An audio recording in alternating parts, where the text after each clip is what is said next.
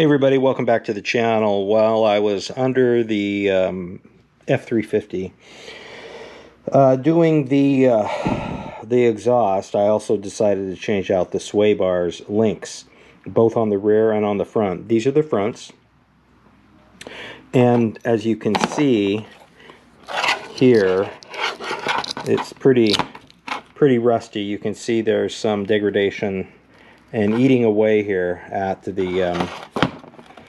the front sway bar link.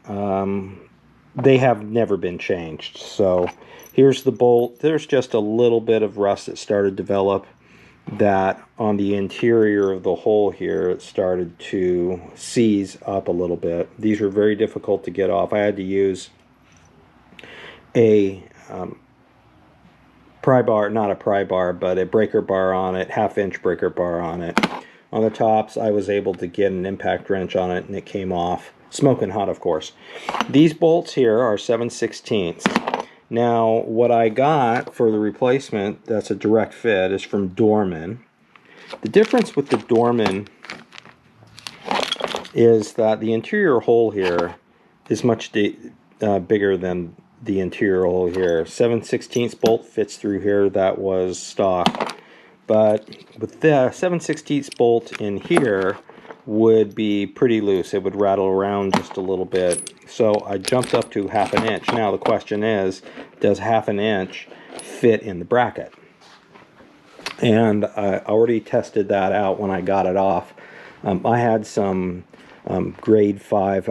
I'm not sure if grade 5s were in it, but I'm putting grade 5 bolts in it for the replacement. But let me show you here where this goes.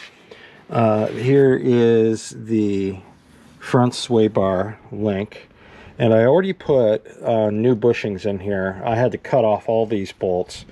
These bushings here are from Moog, and you have to get the right diameter, get a caliper on here just to make sure, and then get the right caliper of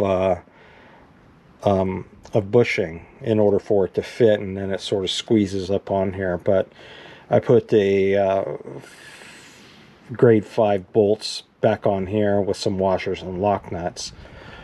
So the question is, does the 1/2 inch fit through here? And it does. It fits through here just, I mean, it's snug tight. So I'm going to put the new ones on with a 1/2 inch upgrade bolts, and put the new one on here, and then of course on the other side as well. None of this had been changed before. The bushings up here were pretty brittle. All of the out exterior here was totally gone. There was no lip left on either side, nor on the one down here. So that's what's going to happen. I'll have probably at the end of the video, I'll take you through what happened on the back end. The back end was just a pain in the, you know what? It was a real pain to get out. Front one, so far, at least on the passenger side, easier. They should slip right in here. I wire wheeled everything, threw some rust reformer on all this, and you know, we'll see how she moseys. I forgot to mention kind of a pro tip here.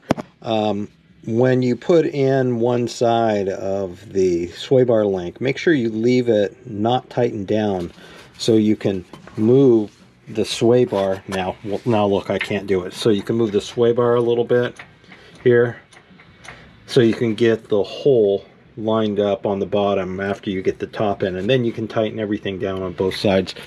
Here's the one on this side right now. It's just not tightened in. You can see I have a little bit of play here, which really helps in order to get this bolt lined up with the hole. Then after everything's all lined up, man, you can tighten down the top and the bottom bolt here. Okay, just a quick thing on the back sway bars. These things here were rusted in. I had to pretty much pound these bolts out on this side and replace them.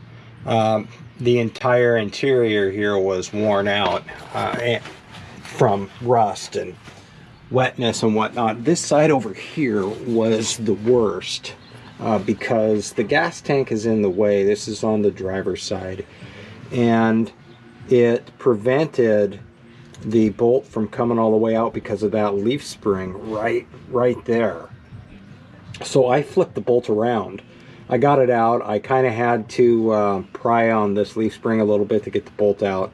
So I flipped it around and got it out. Once again, all rusted. And so the back sway bars are done. The way to get to that bolt is up and around. I don't know if you can see here, but up and around the gas tank here. And if you go up and around it, maybe use a swivel head with a really long extension, you can get to that. Anyway, so this is done. Back shocks are done. My other back shocks were blown out, but they worked, but they were leaking. So that's all done. And I've driven this quite a bit, and I just want to say that the exhaust paint that I put on here to preserve the degradation has worked fabulously. It has not burnt off at all, and the cherry bomb sounds good. So anyway, front sway bars and rear sway bars.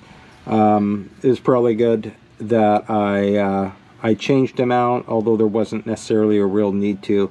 If I get to it, I'm going to get to these bushings here, but they don't seem to be so loose or worn out. But I have replacements ready just in case, and new U-bolts, by the way, to fit here.